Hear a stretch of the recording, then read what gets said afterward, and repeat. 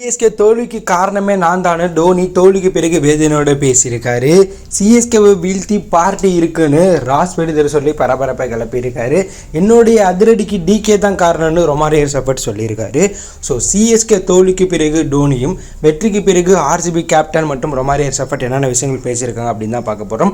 நடந்து முடிஞ்ச CSK vs RCB மேட்ச்சில் ஆர்சிபி கடைசி பாலில் திகில் வெற்றி பெற்றாங்க. ஸோ 2 ரன் வித்தியாசத்தில் ஆர்சிபி ஜெயிச்சாங்க. வெற்றிக்கு பிறகு பேசிய ஆர்சிபி கேப்டன் ராஜ் படிதர், இந்த வெற்றி எங்களுக்கு ஒரு முக்கியமான வெற்றியாக இருக்குது. ஏன்னா சொந்த மல்ல நாங்கள் இந்த சீசனில் மோசமாக விளாண்டுருக்கோம். ஆனால் போன மேட்ச் ஜெயித்தோம், இந்த மேட்சும் திகில் வெற்றி பெற்றிருக்கோம்.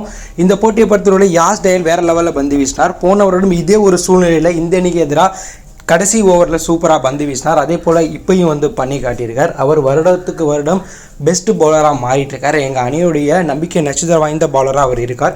ரொமாரியோ செஃபர்ட்டோடைய ஆட்டம் தான் இங்கே வெற்றிக்கு முக்கிய காரணம். அவருடைய அதிரடியே எங்களுக்கு ஒரு மிகப்பெரிய பலத்தை கொடுத்துச்சு. ஃபீல்டிங் பந்து வீச்சில் கொஞ்சம் மோசமாக செயல்பட்டிருக்கோம், இருந்தாலும் சிஎஸ்கே வீழ்த்திருக்கோம். ஸோ அடுத்து பெரிய பார்ட்டி இந்த மேட்ச் முடிஞ்சதுக்கு பிறகு இருக்குது. அதை விட இந்த தொடர் முடிஞ்சதுக்கு பிறகு கோப்பையை ஜெயிச்சா மிகப்பெரிய பார்ட்டி இருக்குன்னு ராஸ் பெடிதர் சொன்னார். அடுத்ததான் man of the match award வாங்கின ரொமாரியோ செஃபர்ட் 14 பாலுக்கு 53 ரன் அடிச்சு கேம் சேஞ்சராக மாறினார். இது குறித்து பேசிய ரொமாரியோ செஃபர்ட், இந்த மேட்ச்சில் நான் சிறப்பாக விளையாட டிகே தான் காரணம். தினேஷ் கார்த்தி நான் ஒரு சில போட்டிகள் மோசமாக விளாண்டதுக்கு பிறகு எனக்கு ஸ்பெஷலாக ட்ரெயின் பண்ணார். ஸோ என்னுடைய திறமையை புரிஞ்சு கொண்டு கரெக்டான ட்ரைனிங் எனக்கு கொடுத்தாரு. அது இந்த போட்டியில் எனக்கு கை கொடுத்துச்சு. எங்கள் அணியுடைய பந்து வீச்சு மிரட்டலாக இருந்துச்சு. யாஸ் டயலால் நாங்கள் கடைசி பாலில் ஜெயித்தோம். இந்த சீசனில் நாங்கள் சூப்பரான நிலையில் இருக்கோம். புவி, ஹசல்வுட், யாஸ் டயல் சூப்பராக பந்து வீசுகிறாங்க. நானும் பந்து வீச்சில் இன்னும் இம்ப்ரூவ்மெண்ட் பண்ணணும்னு நினைக்கிறேன். இந்த மேட்ச்சில் நான் பந்து வீச்சில், ஆனால் பேட்டிங் எனக்கு சாதகமாக இருந்துச்சு. கடைசியில் எல்லா பாலையும் 6 பவுண்டரி அடிக்கணும்னு நினச்சி தான் நான் கிரீஸ்குள்ளே வந்தேன். டிம் டேவிட்டும் அதை தான் எனக்கு சொன்னார்.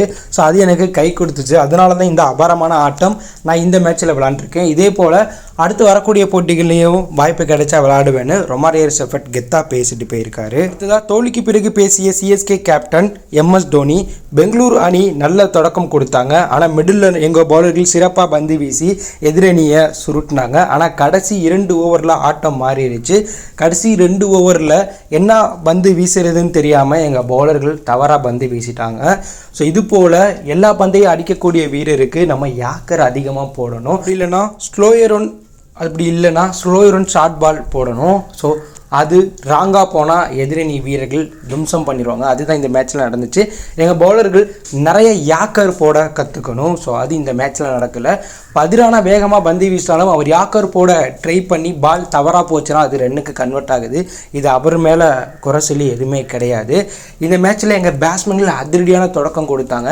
நாங்கள் வெற்றி நுனியில் இருந்தோம். ஸோ நான் உள்ளே வந்ததுக்கப்புறம் இன்னும் 2 ஷாட் பெருசாக ஆடி இருக்கணும். ஸ்பின்னரை நான் அட்டாக் பண்ணியிருக்கணும். ஸோ அது பண்ண முடியாமல் போனதுனால ஜடேஜாவுக்கு ப்ரெஷர் வந்துச்சு. கடைசி வரையும் போட்டி போயிடுச்சு. மேட்சை நாங்கள் லாஸ் பண்ணிட்டோம். தோல்விக்கு முழுக்க நானே பொறுப்பேற்கிறேன். நான் கொஞ்சம் அதிரடியாக விளாண்டுருக்கணும். மேலும் பேட்ஸ்மேன்கள் புதிய தலைமுறை பவுலர்களுக்கு எதிராக சிறப்பாக செயல்பட அவங்களுக்கு எதிராக டிஃப்ரெண்டான ஷாட் ஆடணும். பெடல் ஷாட் விளையாடி இருக்கணும். ஸோ அது யாருமே எங்கள் அணியில் விளையாடலை. ஜடேஜா அதை ஆடி இருந்தாலும் அவர் நேராக அடிக்கிறது தான் பலம். ஸோ அவர் அடிக்க ட்ரை பண்ணாரு, அது முடியாமல் போச்சு. ஸோ இதுதான் தோல்விக்கு காரணம்னு டோனி பேசியிருக்காரு. ஸோ டோனியோடைய ஸ்பீச்சை பற்றி நீங்கள் என்ன நினைக்கிறீங்க? ராஸ் பெடிதர் சிஎஸ்கே வீழ்த்தினத்துக்கே பார்ட்டி கொண்டாடுறாராம். அவள் கோப்பையை எப்போ ஜெயிச்சு பார்ட்டி கொண்டாட போகிறாங்கன்னு சிஎஸ்கே ரசிகர்கள் ஆர்சிபியை கலாச்சிட்டு இருக்காங்க. ஸோ ஆர்சிபி இந்த வருடம் கோப்பையை வெற்றி பெறுமா அப்படிங்கிற கருத்தை அவங்கள லீவ் பண்ணுங்கள். தேங்க்யூ ஃபார் வாட்சிங்.